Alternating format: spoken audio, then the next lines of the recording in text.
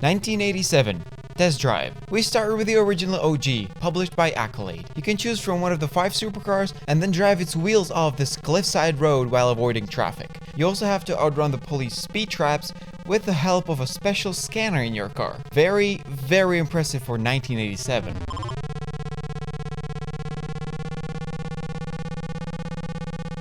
(1989) The Duel. Test Drive 2. Very similar to the first game, but now the cops can actually chase you. There's also an option to race against an opponent, an NPC of course. This game had a few more added features such as selectable transmission, time attack, limited fuel, and more quality of game improvements.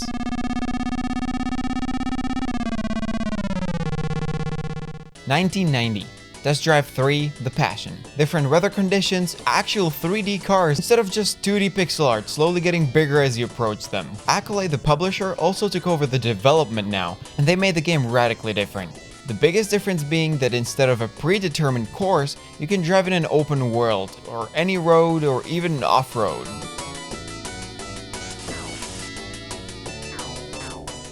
(1997) Test Drive 4. The development of the franchise was handed to Pitbull Syndicate. And take a look at what they've made. Illegal street racing, dodging traffic and the cops, this game had so much more than the last one.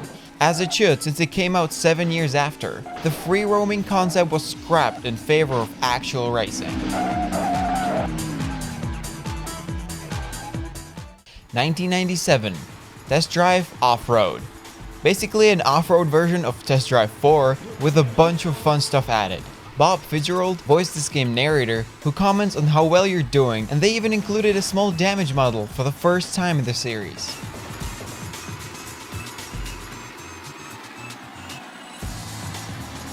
(1998) Test Drive 5.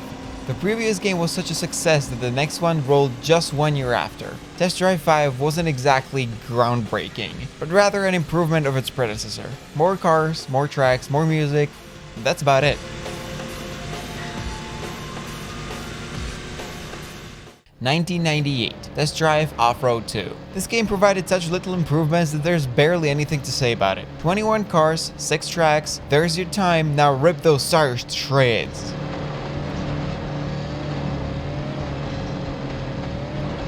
1999. Test Drive 6. Accolade sold the title to Infogrames North America and Cryo Entertainment in Europe. You can probably see that nothing groundbreaking is happening again. The game basically just received an overhaul of the vehicle unlocking system, fixed a lot of bugs from the previous titles, and included more cars. Exactly 40 cars in total.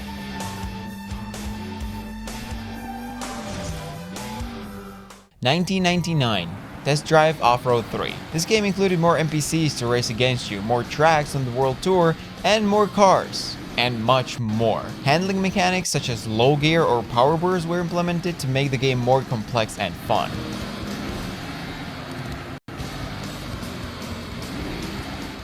(1999) Test Drive Le Mans. The third release in the same year. I know it's getting annoying, but these years were the prime of Test Drive. What was the game about, you ask? Take Test Drive 6's handling, make Le Mans car models and track models, and boom, done.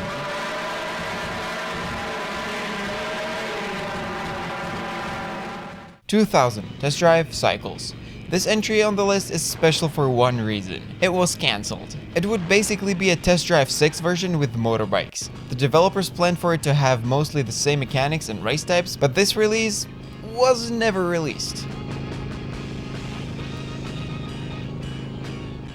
2000. Test Drive Le Mans. Now you might think I've got Alzheimer's and forgot that I had already included this game, but no, they released it again a year later for some reason. Nothing groundbreaking, a very basic test drive game at this point. Lap 1. 2001. Test Drive Off-Road Wide Open. This is the last entry of the off-road saga. It takes everything the series was good at and merges it together.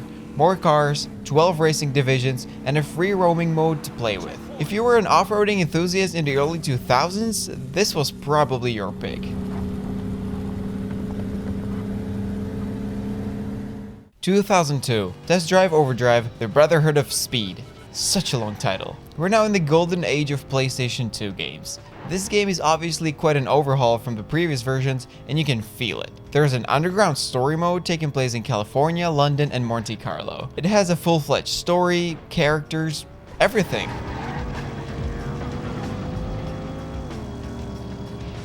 (2004) Test Drive Eve of Destruction. Developed by Monster Games and published by Atari, who owns Test Drive now, this game will remind you of the once great Flat-Out games. You drive a shitbox of a car on the figure of eights and other weird tracks, basically a game reflecting the American derby culture. 2006. Test Drive Unlimited. Now we're getting to the more popular, juicy games. With the development handed over to Eden Games, the franchise flourished. There's a full-fledged story mode, over 120 licensed cars, an open world, exciting driving quests and races, and clubs you can choose to join or create. The lot. Your destination is 2 miles away. 2011. Test Drive Unlimited 2. The second installment of the Unlimited subseries takes place on 2 different islands, one being from the first game. Same as before, you race NPCs, have a character, a story, many cars to choose from, different types of races, and so on. This definitely was a different kind of racing game back in 2011, and I personally really liked it.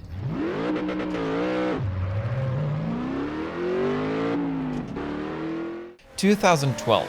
Test Drive Ferrari Racing Legends. This game, developed by our favorite Slightly Mad Studios, is a closed-circuit racer focused on driving Ferraris, surprisingly.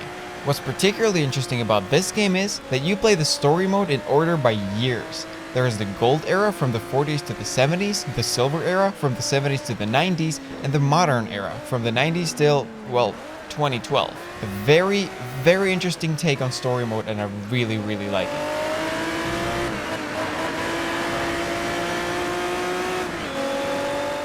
2023. Test Drive Unlimited Solar Crown.